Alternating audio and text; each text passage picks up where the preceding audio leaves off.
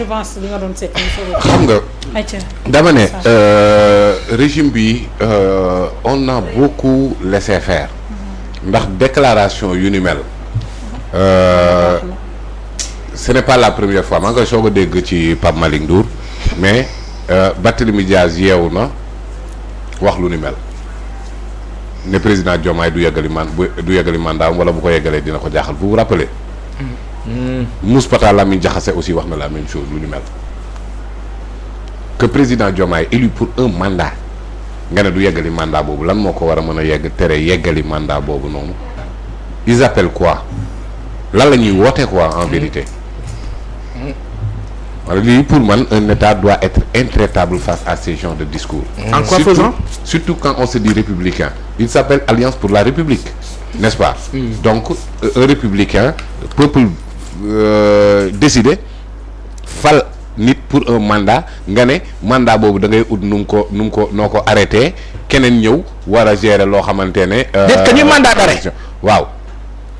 Alors donc face à ces propos subversifs man qui vraiment m'étonne venant de Pape Malick Ndour parce que courtoisie lañ ko doon xamee quoi dans le débat public mais quand même lii c'est d'une gravité extrême que je me demande est-ce que ce n'est pas l'application du principe quand on est agacé par une affaire on crée une affaire dans l'affaire. Je m'explique. Pape Abdoulaye Touré def na ay accusations Pape Malick Ndour def conférence de presse weddi wax ji Pape Abdoulaye Touré ñëwaat à la charge avec des éléments compromettants et des choses yoo xamante ne ni mu koy waxee c'est d'une clarté telle que wax dëgg yàlla joxe sax aux enquêteurs ay pistes de réflexion moom Pape Abdoulaye Touré alors nga nekk ci procédure boobu noonu yeggagul nga def des propos aussi subversifs que graves est-ce que il ne cherche pas à noyer le poisson donc la procédure Pape Abdoulaye Touré pour se faire arrêter pour autre chose parce que je bàyyil ma liiral la l'article 72 du code pénal daf ne l'attentat dont le but aurait été soit de détruire ou de changer le régime constitutionnel, soit de troubler par des moyens illégaux le fonctionnement régulier des autorités établies par la Constitution, soit d'obtenir par les moyens illégaux le remplacement des 10 autorités, soit d'exciter des citoyens ou les habitants à s'armer contre l'autorité de l'État, soit de porter atteinte à l'intégrité du territoire national, sera puni des travaux forcés à perpétuité. sa giiru dund travaux forcés. À perpétuité. lii la article 72 code pénal wax jëlal lii nga rattaché ko ci waxu Pape Malick Ndour. article 80 attention. gars yi dañuy foog ne article 80. mooy offense. loolu c'est l'article 254 254. article 80 lu mu wax. mooy waaw. demal ma mi ca kaw. puis les actes et manœuvres. dalay jotali jërëjëf. waaw. article 80. punit les actes et manœuvres visant à compromettre la sécurité publique ou à prouver les graves troubles politiques.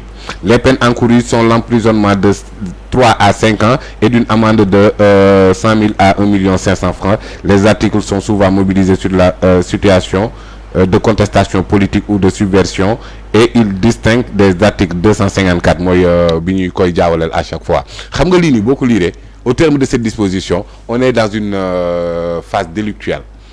Or les accusations de Pape Abdoulaye Touré sont criminelles et crimes yoo xamante ne internationaux protégés par le bloc de constitutionnalité c'est-à-dire li nga xamante ne Sénégal ratifié na ko en termes de convention ak ay accords internationaux. Ouais. Alors donc kon lii c'est moins grave que loolu. Or actuellement on parle de Pape Malick Ndour d'une plainte je pense que Maître Tanor Diamé Oui. Annoncé woon na plainte je sais pas s'il l'a déposé encore ou pas mais actuellement Pape Malick Ndour boo koy wax ci justice lii ngay wax alors que lële en tout cas accusation Pape Abdoulaye Touré moo gën a grave fuuf est-ce qu'il ne cherche pas à créer une affaire dans l'affaire pour qu'on ne parle plus de l'affaire. te justice mën naa boole ndoo affaire yooyu yëpp lijjanti. looloo tax ma liiral la 72 bi parce que la sanction de l'article 72 ce sont les travaux forcés à perpétuité alors que wax yu ni mel nee naa la ay Diomaye du yeggali mandaawam Barthélémy Dias waxoon na lu ni mel Moustapha Diakhaté lu yàggul dara wax na lu ni mel mais pourquoi ces dispositions législatives sont là donc la justice sénégalaise elle est là l'arme au pied elle ne bouge pas alors que Lamine Darou vient d'être condamné 1 mois ferme. Boy Dakar vient d'être condamné lii nii Pape Malick Ndour daf ko mujjee wax mais Barthélémy Dias quand il disait que ni bu ñu yeggalee seen mandat dina ma jaaxal mais qu'est-ce qu'il veut insinuer mais président Diomaye dañ ko fal pour un mandat de 5 ans ba 2029 moom mooy présider au destin des Sénégalais mais Pape Ousmane am na yoo xamante. Assane Seck jàpp na ko parce que tout simplement dani bu ñu téyee Sonko réew mi dina yëngu. benn la parce que Oustaz Assane Oustaz Assane dafa ne bu ñu tegee injustice. condition la. oui. ñiy def ay le parallélisme ci ay Ousmane Sonko boy Ousmane Sonko a été victime d'un complot politique pour l'éliminer de manière ignoble et inhumaine irrespectueuse des règles de la République.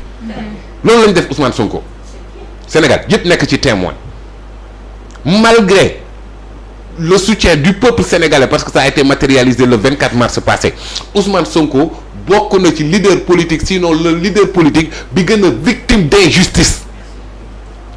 Il a exercé un droit constitutionnel à la résistance. Deuxièmement, les gens parlent de caravane de la liberté. Ousmane Sonko dafa ne woon nañ déloger du Macky Sall boobu Macky Sall a entrepris le projet de liquidation physique et politique de Ousmane Sonko. Il n'a fait que réagir face à cette injustice. Et rappel en 2021, quand le peuple était prêt à y aller. C'est le même Ousmane Sonko qui avait dit au peuple attention dañ ko bàyyi mu àggali mandat. foofu laa bëggoon a ñëw. et des activistes Karim Xurum Xaq il est là bokk na ci ñi doon wax ne Ousmane Sonko n'a pas le droit d'arrêter le peuple que le peuple dafa waroon a dem. fa ci kii bi boobu Ousmane Sonko moo def conférence de presse fii ne Macky Sall day yeggali mandat on me rappelle de ça non. sëñ Mountakha yónni sëñ Bass Porokhane mu ne ko fii doo ñu ñaan dañ ñuy digal ñu def. Ousmane Sonko est monté au créneau pour demander au peuple de laisser à Macky Sall poursuivre son mandat. C'est par la suite que le complot contre lui est devenu ignoble, inhumain, irrespectueux des règles yi nga xamante ne moom mooy présider au destin des Sénégalais. Ousmane Sonko a été victime mu sax boo ko toppee ba ci mur bi mu si jàkkaarloo ak yow loolu noonu réaction boobu noonu la ñu bëgg a tëkkale ak lii ce n'est pas la même chose du tout. Alors donc la justice sénégalaise le code pénal sénégalais que je viens de lire moom moo nekk au-dessus de ñun ñëpp li tax Pape Ousmane sañuta fekk Pa Assane donte jàpp na ne da ko tooñ mu fayul boppam parce que dafa am règle yu nekk ci su den diggante yoo xamante ne appliquer ko mooy facteur de stabilité appliquer mooy respecter les principes de la République. Pape Malick Ndour n'a pas le droit de dire des actes aussi irresponsables a fortiori que ça vient d'un ancien ministre. Vraiment. Décret président moom moo ko defoon foofu noonu ci conseil des ministres. Qui c'est le décret du peuple moom moo ko fi teg. Pour une première de l'histoire politique du Sénégal, un opposant est arrivé au pouvoir dès le premier tour. Donc la volonté de la population sénégalaise est sans équivoque. Pape Malick Ndour vient de compromettre cette volonté du peuple sénégalais. C'est le peuple sénégalais, le peuple souverain, moom moo désigné président Diomaye jusqu'en 2029 mu présider au destin des Sénégalais. Alors nañ respecter Sénégalais yooyu noonu. Justice nag dafa am une responsabilité face à l'histoire. da nga comprendre lu tax mu noppi nii. J'ai vu la plainte notamment de Maître Tanor, mais pour moi ce n'est pas une plainte qui doit régler ça, c'est que le procureur doit s'autosaisir. Alors maintenant manipulation pour manipulation, victimisation pour victimisation, c'est Pape Malick Ndour qui doit porter plainte. Ah mais la meilleur moyen de se défendre c'est attaquer. Mais Finalement. il a déjà attaqué. Il a attaqué les principes fondamentaux de notre République. Je ne le reconnais plus, Pape Malick Ndour. Je ne reconnais plus le jeune acteur politique bi nga xamoon prompt à découdre ci débat politique avec des idées. Donc situation nouvelle. Conscience nouvelle. Quelle est la nouvelle situation? Je pense que la nouvelle situation ne vient nulle part que des accusations accablantes de Pape Abdoulaye Touré, parce que fii nii laa ko laajee. Il était là, Pape Malick Ndour, ministre de la jeunesse d'alors. ñu toog fii boobu fekk na avant l'émission Pape Abdoulaye Touré mi ngi woon prison, dama déggante ak moom téléphone. Il a contesté. mais yow ñuy leeral benn biir yow nee nga da nga bëgg mu leer ngay appeler ouvertement à l'insurrection. Personnellement dama ko wax Pape Malick Ndour c'est la première fois ma déggee ko mu waxee nii, mais APR nekkul à sa première fois. Ils sont habitués des faits. Agressif. Le maire Omar Ba, vous vous rappelez? Oui. Que bu jaree nu mu ko waxatee woon que Macky Sall bu demul troisième mandat le pays sera feu et ensemble. C'est pourquoi ce parti là mérite dissolution. Fabrice Nguema la ko waxoon Sen TV. Comment il s'appelle encore? Doumbourou Sow. Assemblée. Diassia. Ahmed Suzanne Camara il avait appelé au ku leen topp taal réew bi APR ku leen topp taal réew maar de imsi. da nga doon dégg si seen siège bu ñuy conférence de presse dañ koy fekkee dañ koy gis dañ koy xam. waay ñuy appeler ouvertement. man xaw lu tax ñu am onde yooyu rek man. waa léegi léegi xam nga ñoom dañ doon wax naan Pastef ñoo fi njëkkee lii ma ne leen war leen ma benn responsable Pastef boo identifié peut-être des activistes yoo xamante ne ñu ngi dans la diaspora wala dara dañ doon def yu ni mel te ils l'assument eux kenn mënu la ci wax ban instance Pastef la bokk. Mais là ce sont des responsables politiques identifiés, de surcroît coordonnateurs de la convergence des cadres républicains. Macky Sall mii ñu ne sax moom na ñëw assurer boobee soi-disant transition il doit monter au créneau. Pour dire quoi? Pour dénoncer ces actes-là, Pape Ousmane. su dul loolu lan la ñuy jàpp. moom la woo. moom la woo. waaw waroon na ko dénoncer. man moom bu génnul dénoncer les actes du coordonnateur des cadres de son parti. Qui l'appelle lui. Moi je le considérerais comme un complice. Comme complice. Oui. Comme ku ñu yónni daal. moo yónnee. mais yow kii yow la en fait waxul ne Mamy Samb dañoo assurer transition bi de. maanaam bu ñu simplifier mu utiliser un langage simple.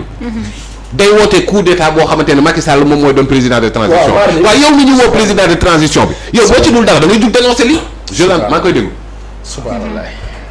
incha allah. comme que dette cachée bi génn na ratatati ba FMI contredire ko bii gën a grave. waaw bii jar na woowi Aziz Rock. ah. il doit monter au créneau.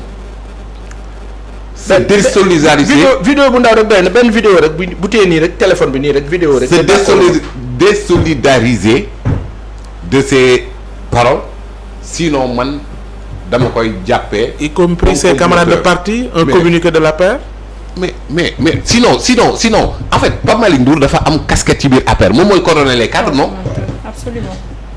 Bon APR bu la neexee ñu ne nangam mais Macky Sall mi mu woo ne ko yow kaay yaay gérer transition bi mais à défaut de def communiqué Macky Sall dafa war a génn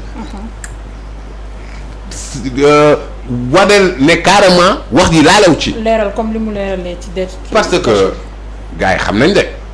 xam la am na yu muy def ci suuf président Diomaye waxoon nañ la ko mais dafa mel ni def ci suuf yi mu ngi bëgg a ñëw ci kaw nag.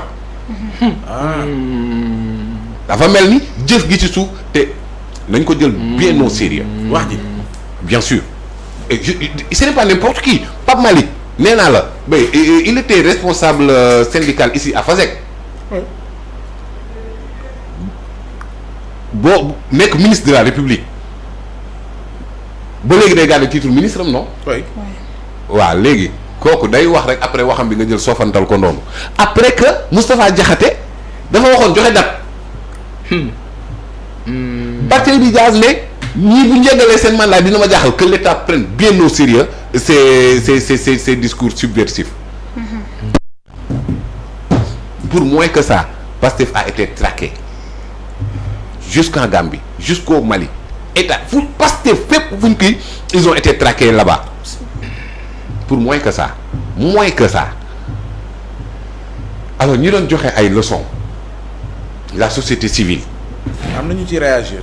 ñu ngi réagir baax na je pense qu'ils réagissent contre les propos de Pape Malick oui ils réagissent contre les propos non Babacar Ba forum du justiciable waaw il a entendu pire il n'a pas réagi grave jamono boobu noonu il a vu pire plus de 2000 arrestations yoo xamante ne sans base sans fondement sans rien du tout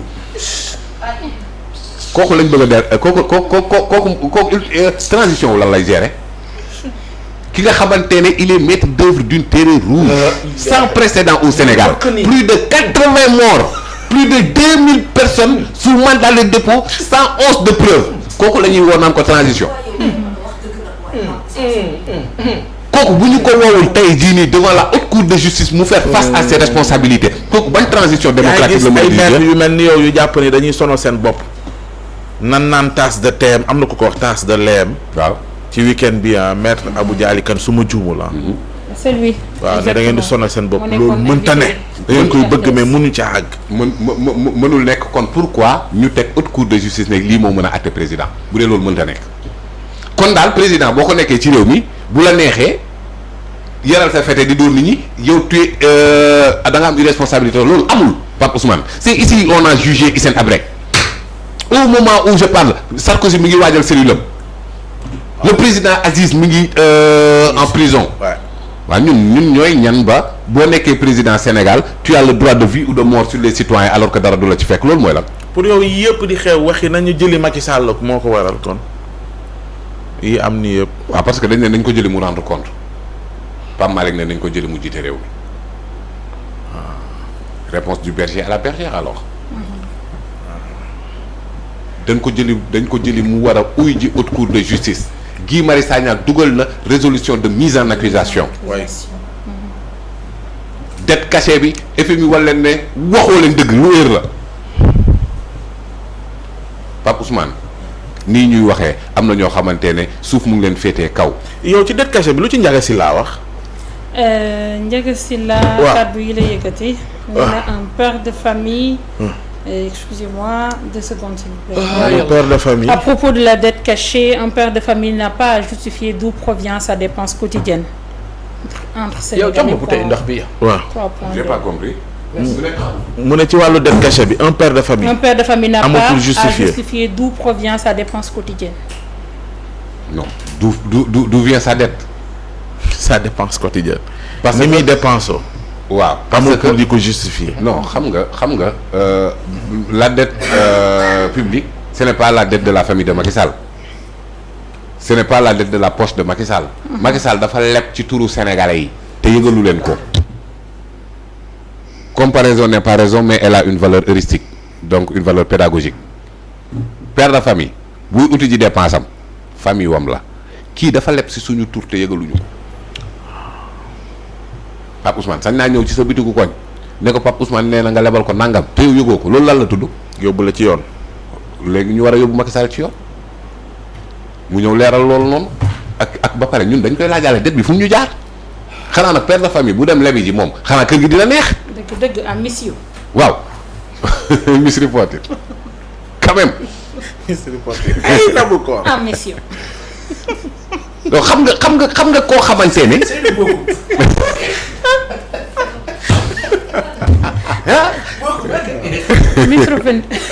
Miss Reporting à mission. À mission. Monsieur Tour.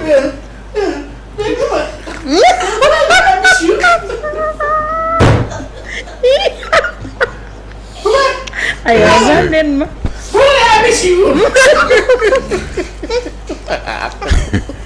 dégg nga saa daa mel bu booba. boobu bi mu tourné di wax ak moom xoolal. bi mu wax ak moom ba pare dafa mel ko pompé xol bi xool ndax mu ngi nooy ko. aywa yàlla. est-ce que. ah mais surtout. ayca nga chuté waale comme ça.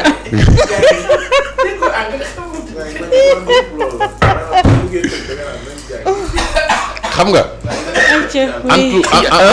en tout cas Nabou. oui man daal lii laa gëm. Sénégal danoo booloo ne Macky Sall mi ko dirigé pendant 12 ans. ñu am dette cachée. am ay arrestation arbitraire. am ay mort d'homme. na ñëw devant la justice sénégalaise. rendre compte de la responsabilité qu'il avait. ñëw Pape Malick ne naam bëgg nañ mu ñëw waaye pour jiite waat la. subhanallah. noonu la wax ji demee. moo nag li ne ci xol bi la wax de. waaw mais ni mu ko waxee moo doy waar. li ne ci xol bi la wax. ni mu bëgg xam nga ñàkk nguur ba pare bëgg ñëwaat toog par force mardi si te APR man damay laaj rek man onde dafa am lu nekk ci ñoom luy daw xaw ma rawxaan la xaw ma lan la mais lu sor lu xam ni ñoom fàtt nit ñi sax toogaat ci nguur gi du dara ci ñoom mardi si man xaw ma lan la ci. ci ñii moo génn jamono ji APR xaw ma lan la. mission FMI mu ne FMI dafa am ci lu mu juum. c'est-à-dire. xam nga par rapport à la dette marche par la tête. dama jëm bëggatul wax parce que. en fait FMI dafa ndar képp débat. close ko doy na ci sa parce que bu gouvernement defee